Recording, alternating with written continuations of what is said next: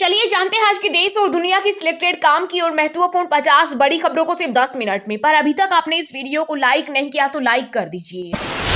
लोकसभा चुनाव के नतीजे से पहले एग्जिट पोल्स में तीसरी बार मोदी सरकार 542 सीटों के 13 पोल में एनडीए को 365, इंडिया गठबंधन को 145 सीटें, अन्य को 32 सीटें। वहीं एग्जिट पोल पर कांग्रेस नेता राहुल गांधी बोली, ये एग्जिट पोल नहीं बल्कि मोदी मीडिया पोल है। ये पोल्स सच्चाई से कोसों दूर है और जनता का मूड नहीं दर्शाते। साथ ही कहा, हम 295 सीटें जीत रहे।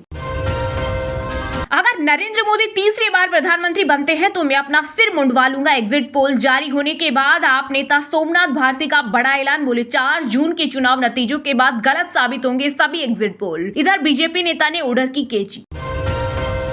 मई 2024 में कुल 1.73 लाख करोड़ रुपए का हुआ जीएसटी कलेक्शन। यह वित्त वर्ष 2024-25 का दूसरा सबसे बड़ा संग्रहण। इससे पहले सरकार ने अप्रैल 2024 में जीएसटी से सबसे ज्यादा 2.10 लाख करोड़ रुपए जुटाए थे। जानकारी के लिए बता दें कि सालाना आधार पर ग्रोथ जीएसटी कलेक्शन में 10% की बढ़ोतरी हुई है। देश भर में हीट वेव के बीच दिल्ली, राजस्थान, गुजरात, महाराष्ट्र सहित 27 राज्यों में आज बारिश की संभावना। इस दौरान 40 से 50 किलोमीटर प्रति घंटे की रफ्तार से चलेंगी हवाएं। आईएमडी ने जारी किया पूर्वानुमान। वहीं प्री मानसून बारिश से यूपी, छत्तीसगढ़ में तापमान 3 से 4 डिग्री गिरा। 21 दिन बाद एक बार फिर तिहाड़ जेल पहुंचे दिल्ली सीएम अरविंद केजरीवाल। सरेंडर करने से पहले महात्मा गांधी को श्रद्धांजलि दी और हनुमान मंदिर भी पहुंचे। बोले, 21 दिन जमानत के लिए सुप्रीम कोर्ट का आभार। आज जेल इसलिए जा रहा हूं क्योंकि मैंने तानाशाही के खिलाफ आवाज उठाने की हिम्मत की है। विराट कोहली को मिला ICC men's one day cricketer of the year का अवार्ड। इसके साथ ही उन्होंने एबी डिविलियर्स और एमएस धोनी को पीछे छोड़ दिया और 3 बार ये अवार्ड जीतने वाले पहले खिलाड़ी बने। हिटवेव, चक्रवात और सरकार बनने पर अगले 100 दिन का एजेंडा। पीएम मोदी ने बुलाई 7 बैठकें। एग्जिट पोल के बाद एक्शन मोड में प्रधानमंत्री अधिकारियों को दिया निर्देश। सीमा पर बड़ी साजिश रच रहा पाकिस्तान। एलओसी के पार स्थित लॉन्च पैड पर घुसपैठ की फिराक में 70 आतंकवादी। जम्मू कश्मीर के डीजीपी रसीम रंजन स्वेन ने किया सचेत। जम्मू कश्मीर में वैष्णो देवी मंदिर जाने वाले रास्तों पर सिगरेट और तंबाकू बेचने और उसके भंडारण पर लगाया गया बैन। जिला मजिस्ट्रेट विशेष महाजन ने जारी किया आदेश। लोकसभा चुनाव के सभी 7 फेज में 28 राज्य और 8 केंद्र शासित प्रदेशों की 542 सीट पर 65.14% हुई वोटिंग। कुल 46 दिन का चुनाव प्रोसेस। यह 1952 के बाद सबसे लंबे समय तक चलने वाला चुनाव है। इस बार के चुनावी मैदान में पीएम मोदी 43 केंद्रीय मंत्री, 12 पूर्व मुख्यमंत्री, 8 फिल्मी सितारे और 2 पूर्व क्रिकेटर थे। सिक्किम में सत्ताधारी एसकेएम और अरुणाचल में फिर से बीजेपी की सरकार। सिक्किम में एसकेएम की आंधी, 32 में से 31 विधानसभा सीटें जीती। दोनों सीटों से हारे पूर्व सीएम पवन कुमार। वहीं अरुणाचल में भाजपा 60 में से 46 सीटों पर जीती। कांग्रेस को मिली 1 सीट। उत्तराखंड में आम को पकाने के लिए प्रयोग किया जा रहा जहर। खाद्य सुरक्षा अधिकारियों ने शुरू की जांच, नमूनों के लिए सैंपल। दिल्ली से मेरठ जाना पड़ेगा बड़ा महंगा। एक्सप्रेस वे पर बढ़ गया टोल। अब 250 रुपए तक करना होगा खर्च। दिल्ली में कांग्रेस अध्यक्ष मल्लिकार्जुन खड़गे और राहुल गांधी ने कांग्रेस नेताओं के साथ की बैठक। 4 जून के चुनावी रिजल्ट को लेकर तैयारियों पर हुई चर्चा। मतगणना से पहले केंद्रीय गृह मंत्री अमित शाह ने 150 डीएम को लगाया फोन। कांग्रेस नेता जीराम रमेश और कपिल सिब्बल के दावे पर चुनाव आयोग ने भेजा नोटिस। जनमत को दिया जा रहा धोखा। एग्जिट पोल पर सपा प्रमुख अखिलेश यादव की पहली प्रतिक्रिया इस सामने का है। एग्जिट पोल की क्रोनोलॉजी समझिए। विपक्ष ने पहले ही घोषित कर दिया था कि भाजपा मीडिया बीजेपी को 300 पार दिखाएगा, जिससे घपला करने की गुंजाइश बन सके। पंजाब के फतेहगढ़ साहिब में हुआ बड़ा रेल हादसा। एक गाड़ी दूसरे से टकराई, बोगियां ऊपर चढ़ी, बाजू वाले ट्रैक से गुजर रही तीसरी गाड़ी को भी चपेट में लिया। बालासोर जैसा एक्सीडेंट टला। इंडिया गठबंधन को महाराष्ट्र में मिलेगी 35 से ज्यादा सीटें। एग्जिट पोल के आंकड़ों के बीच शिवसेना यूबीटी नेता संजय राउत ने किया बड़ा दावा। कहा, एग्जिट पोल के आंकड़े पीएम मोदी के कैमरे से आ रहे हैं। देश भर में भीषण गर्मी के बीच यूपी में रिकॉर्ड 29,727 मेगावाट बिजली की हो रही आपूर्ति। उपभोक्ताओं की समस्याओं का किया जा रहा समाधान। मध्य प्रदेश के उज्जैन में स्थित महाकाल मंदिर के भक्तों के लिए बड़ी खुशखबरी। भस्म आरती को लेकर व्यवस्था में किया गया बदलाव। अब 3 महीने पहले करा सकेंगे भस्म आरती की बुकिंग।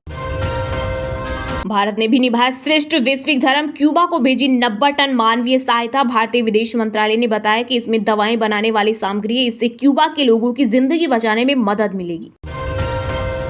छोटे भाई ने महिलाओं से की लाठी डंडे से मारपीट। बागेश्वर धाम के पीठाधीश्वर पंडित धीरेन्द्र शास्त्री बोले, मैं उसके बर्ताव से दुखी हूं, कानून कठोर कार्रवाई करे। अनंत राधिका की प्री वेडिंग में बॉलीवुड अभिनेता शाहरुख खान का दिखा पठान लुक, वहीं चॉकलेट बॉय बन छाए रणवीर कपूर। चलिए अब जानते हैं जो आम आदमी के काम की और फायदेमंद खबरें हैं उनको विस्तार से, पर इससे पहले अभी तक आपने इस वीडियो को लाइक नहीं किया तो लाइक कर दीजिए।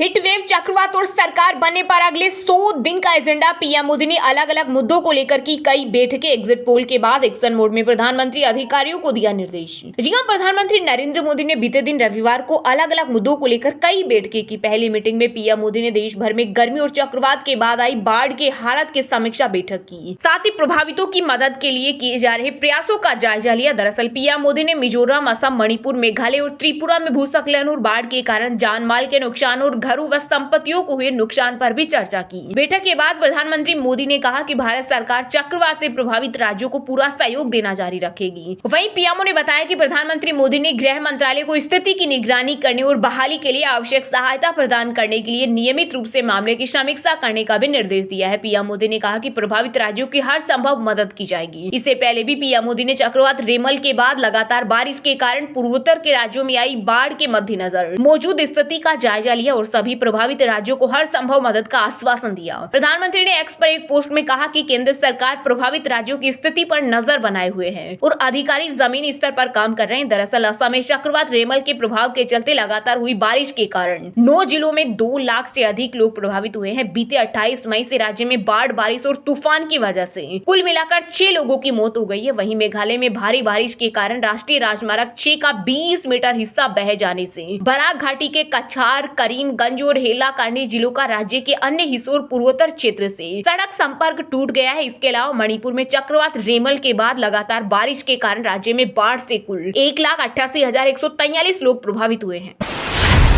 सिद्धू मूसेवाला का 295वां गाना सुना है आपने, हम उतनी सीटें जीत रहे। एग्जिट पोल पर कांग्रेस नेता राहुल गांधी ने दी पहली प्रतिक्रिया, साथ ही कहा एग्जिट पोल नहीं बल्कि मोदी मीडिया पोल है। ये पोल से सच्चाई से कोसों दूर है और जनता का मूड नहीं दर्शाते हैं। जी हां, लोकसभा चुनाव 2024 के नतीजे 4 जून को घोषित किए जाएंगे। इससे पहले तमाम एग्जिट पोल ने पूर्ण बहुमत के साथ एनडीए सरकार बनाने का अनुमान जताया है। 3 एग्जिट पोल में एनडीए को 400 सीट मिलने की भविष्यवाणी की है। वहीं अब कांग्रेस के पूर्व अध्यक्ष राहुल गांधी ने एग्जिट पोल पर अपनी प्रतिक्रिया दी है। राहुल ने कहा कि सिद्धू मूसेवाला के गाने 295 की तरह ही इंडी गठबंधन को भी 295 सीटें मिलने जा रही है। कांग्रेस नेता ने कहा इसका नाम एग्जिट पोल नहीं है बल्कि इसका नाम मोदी मीडिया पोल है। यह मोदी जी का फेडेंसी पोल है। राहुल ने कहा, क्या आपने सिद्धू मूसेवाला का गाना 295 सुना है? इंडी गठबंधन 295 सीटें हासिल करेगा। दरअसल राहुल गांधी का यह बयान पार्टी नेताओं की एक महत्वपूर्ण बैठक के बाद आया है जिसमें आगामी चुनाव की रणनीति पर चर्चा की गई है। उन्होंने एग्जिट पोल्स को खारिज करते हुए कहा कि ये पोल्स सच्चाई से कोसों दूर हैं और जनता का मूड नहीं दर्शाते हैं। वहीं इस पर अखिलेश यादव ने कहा, एग्जिट पोल की क्रोनोलॉजी समझिए। विपक्ष ने पहले ही घोषित कर दिया था कि भाजपाई मीडिया भाजपा को 300 पार दिखाएगा जिससे घपला करने की गुंजाइश बन सके। उन्होंने कहा ये भाजपाई एग्जिट पोल कई महीनों पहले ही तैयार कर लिया गया था, बस चैनलों ने चलाया। अब है इस एग्जिट पोल के माध्यम से जनमत को धोखा दिया जा रहा है। सपा प्रमुख ने अपने पोस्ट में लिखा, इस एग्जिट पोल को आधार बनाकर भाजपाई सोमवार को खुलने वाले शेयर बाजार से जाते जाते लाभ उठाना चाहते हैं। अगर ये एग्जिट पोल झूठे न होते तो सच में भाजपा हार नहीं रही होती, तो भाजपा वाले अपनों पर ही इल्जाम न लगाते। भाजपाइयों के मुरझाए चेहरे सारी सच्चाई बयान कर रही हैं। अखिलेश यादव ने आगे कहा कि इंडिया गठबंधन के सभी कार्यकर्ता, पदाधिकारी और प्रत्याशी ईवीएम की निगरानी में 1% भी चूक न करें। इंडिया गठबंधन जीत रहा है, इसलिए चौकन्ने रहकर मतगणना कराएं और जीत का प्रमाण पत्र लेकर ही विजय का उत्सव मनाएं। लोकसभा चुनाव के नतीजे से पहले एग्जिट पोल्स में तीसरी बार मोदी सरकार 542 सीटों के 13 पोल में एनडीए को 365, इंडिया गठबंधन को 145 सीटें, अन्य को 32 सीटें। वहीं उड़ीसा, तेलंगाना में भाजपा को दोगुनी सीटें मिल सकती है। जी हां, लोकसभा चुनाव के नतीजे से पहले एग्जिट पोल्स में पीएम मोदी तीसरी बार हैट्रिक लगाते नजर आ रहे हैं। वहीं एक पोल में तो एनडीए 400 के पार तक पहुंच रही है। 13 एग्जिट पोल के पोल ऑफ पोल्स में एनडीए को 365 और विपक्षी दलों के इंडिया गठबंधन को 145 39 सीटों का अनुमान है, वहीं अन्य को 32 सीटें मिल सकती हैं। इस बार भाजपा 2019 में मिली 303 सीटों का आंकड़ा पार कर सकती है। हिंदी पट्टी के राज्य उत्तर प्रदेश, राजस्थान, मध्य प्रदेश, छत्तीसगढ़, दिल्ली में भाजपा को एकतरफा बढ़त का अनुमान बताया गया है। इन राज्यों की 90% से ज्यादा सीटों पर भाजपा की जीत तय मानी जा रही है। मध्य प्रदेश की 29 सीटों में से भाजपा को 28 से 29 और वहीं राजस्थान में 25 सीटों में से 23 से 25 सीटें मिलने का अनुमान है। पोल के मुताबिक बिहार, झारखंड, राजस्थान और महाराष्ट्र में एनडीए को 29 सीटों का नुकसान संभव है। बंगाल में उलटफेर होता दिख रहा है। यहाँ भाजपा को 42 सीटों में से 26 से 31 सीटें मिलने के आसार है। ओडिशा और तेलंगाना में भाजपा दोगुनी सीटें बढ़ा सकती है। वहीं बिहार की 40 सीटों में से एनडीए को 29 से 33 सीटें मिलने का अनुमान है। 7 से 10 सीटें इस चुनाव में इंडिया गठबंधन को मिलने जा रही है। इसके अलावा 0 से 2 सीटें अन्य के खाते में जा रही हैं। बिहार में 2019 में भाजपा ने तो एनडीए ने 40 में से 39 सीटें जीती थी। यूपी में 5 सर्वे एजेंसियों के एग्जिट पोल के मुताबिक एनडीए को 68, कांग्रेस को 10 और अन्य को 2 सीटें मिलती दिख रही है। पार्टी की बात करें तो अकेले भाजपा को 64 से 67 सीट, कांग्रेस को 1 से 3 सीट, अपना दल प्लस आरएलडी प्लस सुभा सपा मिलाकर 3 से 5 सीटें, सपा प्लस टीएमसी मिलाकर 7 से 9 सीटें और बसपा को 0 से 1 सीट मिल सकती है। वहीं हरियाणा में इस बार भाजपा को नुकसान होता दिख रहा है। एनडीए को 7 सीटें मिलती दिख रही है, जबकि इंडिया ब्लू को 3 सीटें मिल रही है। पिछली बार भाजपा ने यहां 10 में से 10 सीटें जीती थी। जम्मू कश्मीर की 5 सीटों में से भाजपा को 2 और नेशनल कॉन्फ्रेंस को 3 सीटें मिलती हुई दिख रही है। वहीं लद्दाख में भी कांग्रेस इस बार भाजपा पर बढ़त बनाती हुई दिख रही है।